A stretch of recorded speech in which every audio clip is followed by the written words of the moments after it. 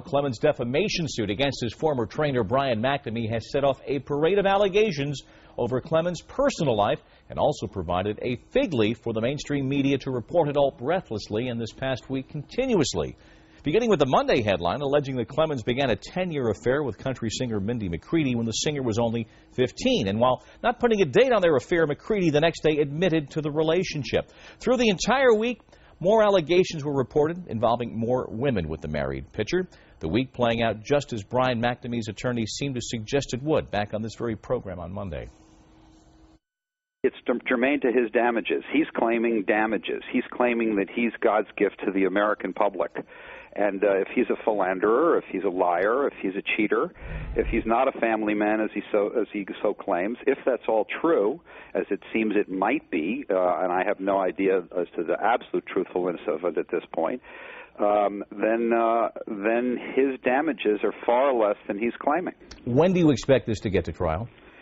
Hard to say. It depends on the discovery. With revelations like this, it's going to take a lot longer because there are going to be a lot more people whose depositions have to be taken and a lot more discovery about the nature of his life. It also opens a lot of doors as to the possibility that if this is true, aren't there perhaps many others? Well, that raises the question, how many other matters might you have information about that you're holding back right now? I wouldn't reveal that on a television program in any event. Can I assume there are some? You can assume that there are going to be a lot of matters that we go into with respect to Roger's character because he has claimed that he has such a stellar character, and we're going to test that claim. Well, in public right now, perhaps eventually in front of a judge and a jury. ESPN.com senior writer Lester Munson is also an attorney. Lester, what is the realistic future of this defamation suit? It looks to me, Bob, like this defamation suit is doomed.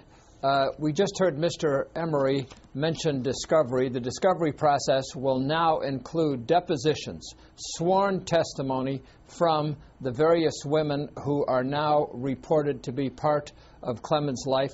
Those depositions will be in agonizing detail. They can be done on videotape. What happens in those depositions will be things like, how did you meet Roger Clemens? What did you do? Where did you go? And the video of all of those answers from these women will be devastating material as we move closer to a trial. I think Clemens, at a certain point, must decide how important is this defamation case to him. Mike Paul specializes in strategic public relations, helping those whose reputations are in disrepair. Michael, can this reputation be saved? Yes, I think any reputation can How? potentially be saved. Well, it starts with the truth. You know, the building blocks of any excellent reputation include 6 important factors: truth, honesty, humility, transparency, accountability, and consistency. Sadly, he's failing in all 6 areas right now, and he's got to get on that train. Tangibly now, all right, if Roger Clemens picked up the phone and called you, Mike, I need some help. Tangibly, given what's out there over the last 5, 6, 7 days, what would you do in the next 30 days to start to undo it? Well, the first thing I've got to do is try and melt that steel trap that's on his heart right now. He's got to get to humility. He's got to be vulnerable. He has to move beyond fear. And ironically, by discussing that he was fearful, and this is something that he needed to do to compete in the league, and say, look, you know, I had a pact with the devil. I was expecting to take this lie to my grave. And this is what I think I needed to do to compete at the time. But I've made big, big mistakes, and I need to come forward. I need to think about my kids. I need to think about that legacy as well. And you know what? This is beyond me. It's time for me to get on the truth train. In 10 years, what will the social take be on this guy?